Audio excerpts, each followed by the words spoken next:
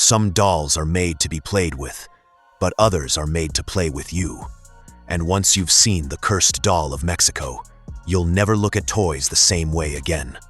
Prologue. The whisper of a legend. There's a legend whispered in the villages along the canals of Xochimilco, Mexico, a story that chills locals to the bone and keeps curious travelers at bay. It's about a doll. Not just any doll, but one that is said to hold the soul of a restless child who drowned in the waters decades ago. They call it La Muñeca Maldita, the cursed doll. Some say she moves on her own. Some swear her eyes follow you as you pass. Others whisper that if you stare too long, you'll hear a girl's laughter behind you though no child is there. And then, there are those who disappear altogether after trying to take her picture.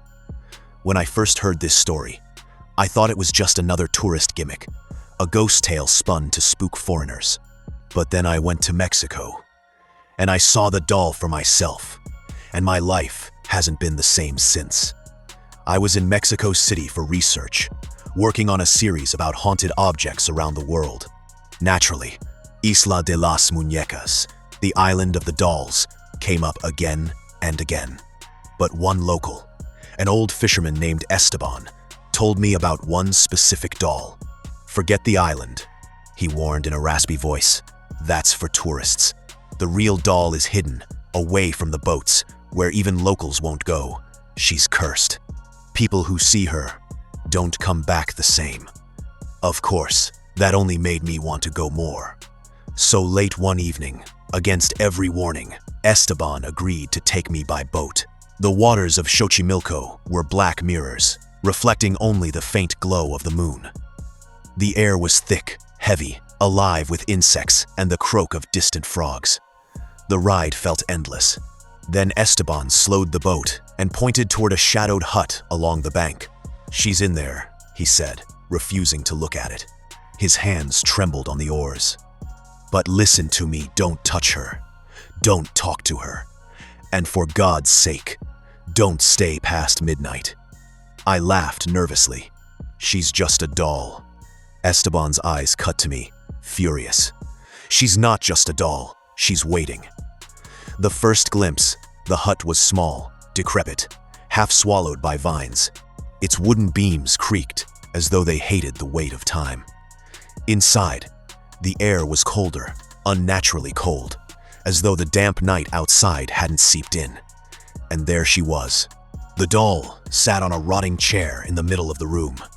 Her dress was torn lace, yellowed with age. Her porcelain skin was cracked, and her left eye dangled loose, yet the other eye gleamed with an uncanny sharpness, catching the lantern light like a predator's. But what unnerved me most was her mouth. It was stitched into a faint smile. Not painted, stitched. I raised my camera and snapped a photo. The moment the flash went off, I swore her head tilted just slightly. I blinked. She hadn't moved. Or had she?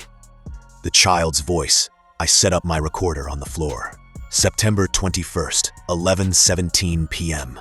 This is documentation of La Muñeca Maldita, the cursed doll of Xochimilco. As I spoke, the air grew heavier. My breath puffed in the cold. Then I heard it. A giggle, high-pitched, innocent, childlike. It came from behind me. I spun around, nothing but the shadows clinging to the wooden walls. Another giggle, louder, this time from the corner of the hut. I pointed the lantern there, empty, and then, faintly, a whisper right by my ear. "¿Quieres jugar conmigo? Do you want to play with me?" My stomach dropped. I turned back to the chair.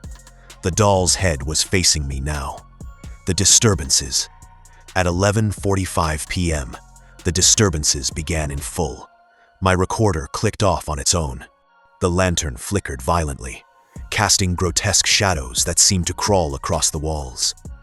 The giggling turned into humming, a lullaby, off-key, yet hauntingly familiar. Then came the footsteps.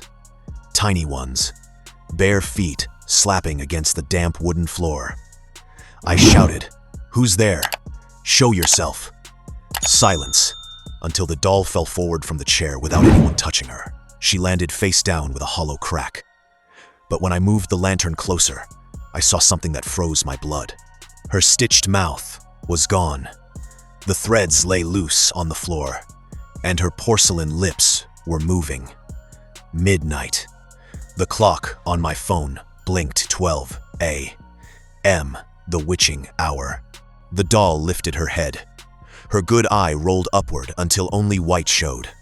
Her mouth opened wider and wider, cracking the porcelain, until it split unnaturally down her jaw. And then she screamed. Not the squeak of a toy, not the shrill cry of breaking ceramic, but the scream of a child drowning, gurgling, thrashing, choking. Water began to seep across the hut floor, rising fast. It smelled of algae and rot. I stumbled back as icy liquid crawled up my ankles. Through the water, small pale hands reached up, dozens of them, children's hands, grabbing, clawing, trying to pull me under. The doll stood. On her cracked legs, she stood. "Play with us," she whispered. Her voice was layered, hundreds of voices of dead children speaking in unison. Forever. The escape attempt. I bolted for the door, but it slammed shut before I could reach it. The room shook violently, as though the earth itself rejected me. The water was at my waist now, cold enough to numb my skin. Faces surfaced, children's faces, their eyes lifeless, mouths moving as they screamed beneath the water. I shoved, kicked, clawed at the door, splinters tearing my hands. Behind me, the doll laughed, a shrill, unnatural cackle that pierced through the wailing of the drowned. "Don't go," she said. "You're ours now." Something grabbed my leg. A hand, tiny, slimy, gripping with inhuman strength. Another caught my wrist. Another my throat. I screamed until my lungs burned. And then, silence. The water was gone. The room was dry. I was standing in the middle of the hut, gasping, shaking, drenched to the bone. And the doll was back in her chair, smiling. Outro. The horrible truth. I fled the hut that night, stumbling back to Esteban's boat. I never told him what I saw. His terrified eyes told me he already knew. But since then, my life has unraveled. At night, I hear the doll's lullaby, soft and mocking, in the corners of my room. My photographs of her deleted again and again always reappear on my phone. Sometimes her head is turned. Sometimes her mouth is wide open.